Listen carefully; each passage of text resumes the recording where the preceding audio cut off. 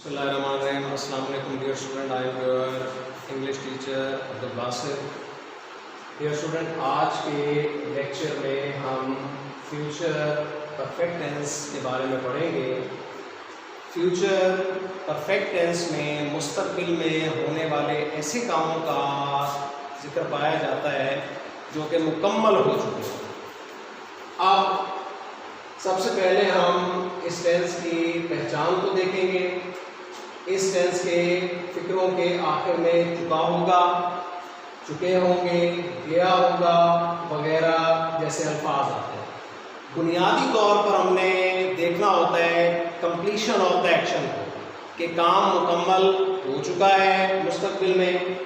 अब इस टेंस के सेंटेंसेस का जो सेंटेंस स्ट्रक्चर है, जिसकी बुनियाद पर हमने फिक्रों को उर्दू से इंग्लिश में कन्वर्ट करना है, वो ये है। सबसे पहले सब्जेक्ट आएगा, उसके बाद विल है और शेल है, में से कोई एक हेल्पिंग वर्ब के तौर पर यूज होगा।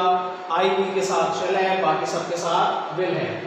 और क्योंकि परफेक्ट टेंस है, परफेक्ट टेंसेस में हमेशा वर्ब की थर्ड फॉर्म यूज की जाती है, तो थर्ड फॉर्म ऑफ वर्ब आ जाएगी और उसके बाद ऑब्जेक्ट आएगा। इस सेंटेंस स्ट्रक्चर की बुनियाद पर हम फ्यूचर परफेक्ट टेंस के सेंटेंसेस को उर्दू से इंग्लिश में कन्वर्ट करेंगे। अब हम स्टेप बाय स्टेप देखते हैं सिंपल, नेगेटिव और इंट्रोगेटिव सेंटेंसेस को कि किस तरह से उर्दू से इंग्लिश में इनको ट्रांसलेट किया जाता है। सिंपल सेंटेंस का फर्स्ट सेंटेंस देखें, वो अपने भाई को कल लिख चुका होगा। ये पहचान चुका होगा यानी मुस्तकबिल में काम हो चुका है। अब ये ही के साथ हेल्पिंग वर्ब विल हैव आएगा। ही विल हैव राइट की third form written. He will have written a letter अपने भाई को to his brother. He will have written a letter to his brother. इस तरह से सिंपल सेंटेंसेस को हम उर्दू से इंग्लिश में कन्वर्ट करते हैं। उसके बाद नेगेटिव सेंटेंसेस को जब हम उर्दू से इंग्लिश में कन्वर्ट करते हैं तो उसमें हम will और shall के बाद नॉट लगा देते हैं और है उसके बाद आ जाता है। अब इसकी एग्जांपल को देखें। हम अगले साल इम्तहान नहीं दे चुके होंगे। चुके होंगे परफेक्ट टेंस की पहचान। अब वी आ रहा है, वी के साथ हेल्पिंग वर्ब शैल लगेगा। अब क्योंकि नेगेटिव सेंटेंस है तो शैल के बाद नॉट आ जाएगा, फिर उसके बाद है वी शैल नॉट हैव। अब टेक की थर्ड फॉर्म टेकन।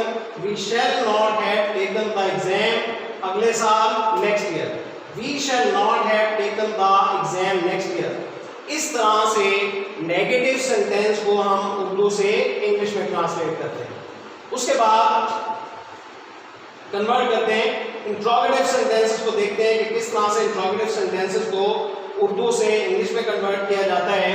उसकी फर्स्ट एग्जांपल देखें। इंट्रोगेटिव सेंटेंसेस में विल और शैल को सेंटेंस के शुरू में ले आएंगे, उसके बाद सब्जेक्ट आ जाएगा और फिर उसके बाद में वो हैव आएगा। अब फर्स्ट सेंटेंस है, क्या पुलिस चोर को पकड़ चुकी होगी।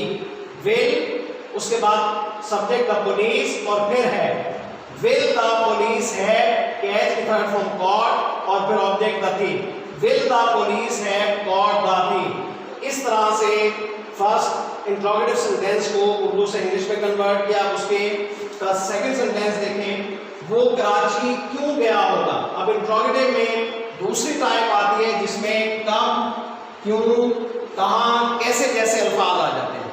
अब अगर ऐसे अल्फाज आ जाए यानी इंट्रोगेटिव प्रोनाउन वाले, तो सबसे पहले उनको यूज किया जाता है इंट्रोगेटिव प्रोनाउन की सूरत में व्हेन, व्हाई, वेयर, हाउ को।